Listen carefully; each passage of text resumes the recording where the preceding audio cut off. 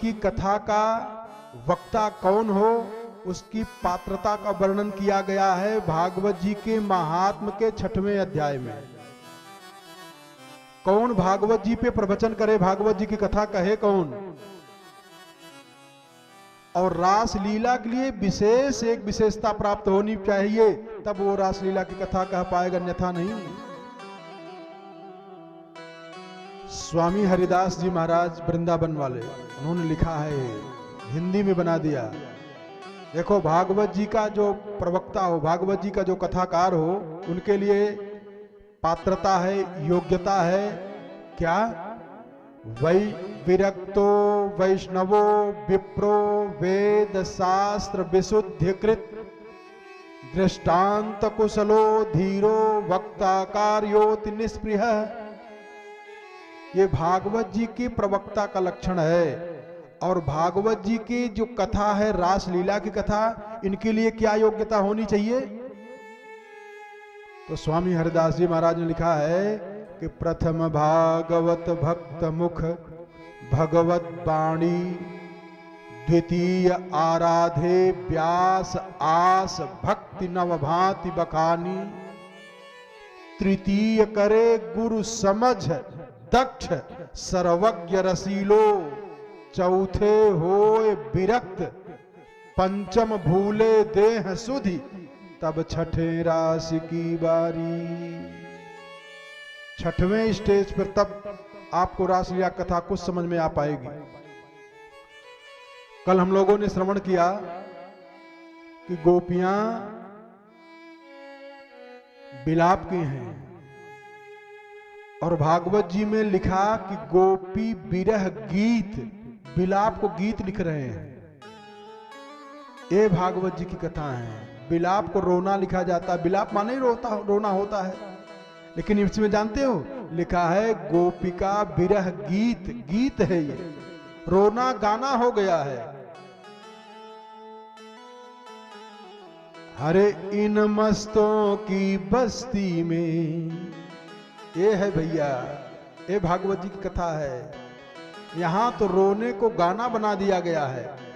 इन मस्तों की बस्ती में अरे आता है कोई कोई, और रोती है सारी दुनिया,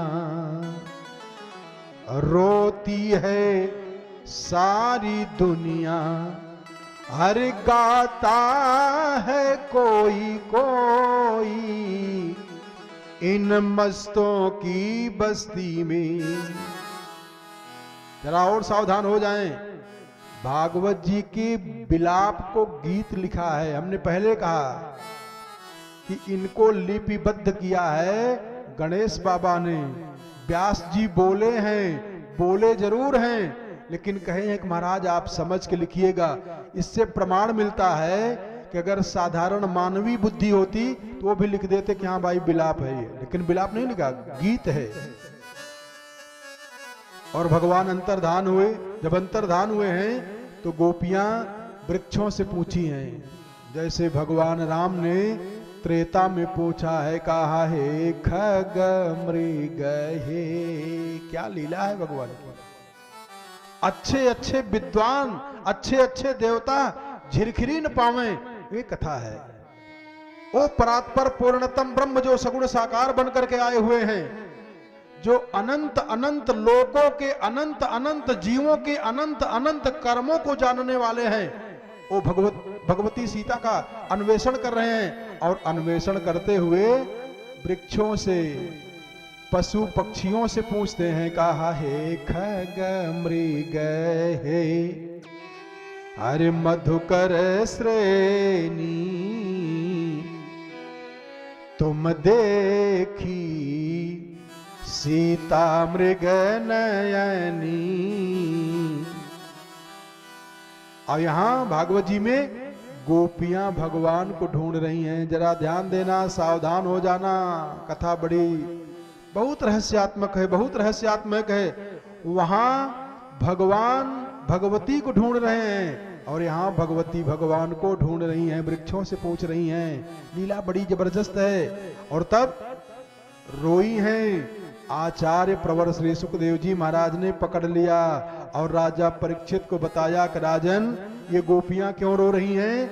राजा परीक्षित ने कहा, गुरुदेव क्यों रोई हैं? हम तो सोच रहे हैं कि भगवान जो अंतर्धान हो गए इसलिए रोई हैं। कहा नहीं, कहा इति गोप्यः प्रगायन्त्यः प्रलपन्त्यश्च चित्रधा अरे रुरुदुः सुस्वरम राजन कृष्ण दर्शन लालसा,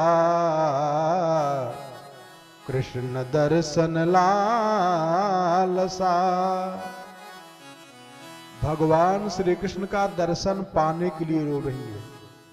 अब हम लोग रोते हैं धन के लिए, वैभव के लिए, पद के लिए, प्रतिष्ठा के लिए, सम्मान के लिए, लेकिन गोपियां क्यों रोई हैं? गोपी का अर्थ क्या है जरा समझ लो। गोभी इंद्रियैः कृष्ण रसम पिबती इति गोपी। जो अपने समस्त इंद्रियों से भगवान श्री कृष्ण के चरितामृत का रसपान करते हो वो गोपी हैं।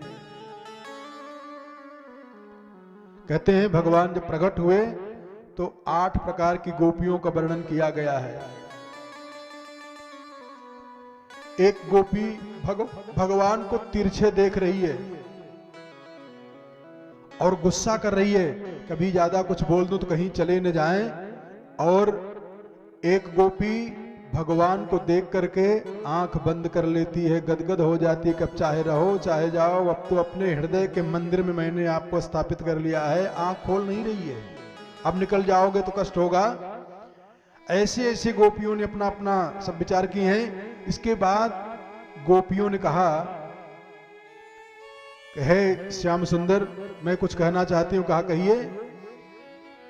तो भगवान से गोपियां कहती हैं कि भजतो नु भजन्त्येक एक एतद् विपर्ययम् नो भयांश्च भजन्त्येक एतन्नो ब्रूहि साधु भोः। कहा 3 प्रकार के प्रेमी होते हैं, कृष्ण भगवान से करें गोपियां। एक वो होता है कि जिसकी जो कहता है कि हमको जो प्रेम करेगा उससे मैं प्रेम करूंगा, और एक प्रेमी वो होता है कि उसको पता ही नहीं लगता है कि हमसे कौन प्रेम कर रहा है, और एक वो होता है कि चाहे कोई प्रेम करे चाहे ना करे वो तो करबई करेगा। बात समझ में आ रही है? जरा और सरल करें। कुछ लोग होते हैं भैया हमसे कोई बोलता है तो मैं बोलता हूं, नहीं मैं बोलता उलता नहीं हूं, अपने काम से काम।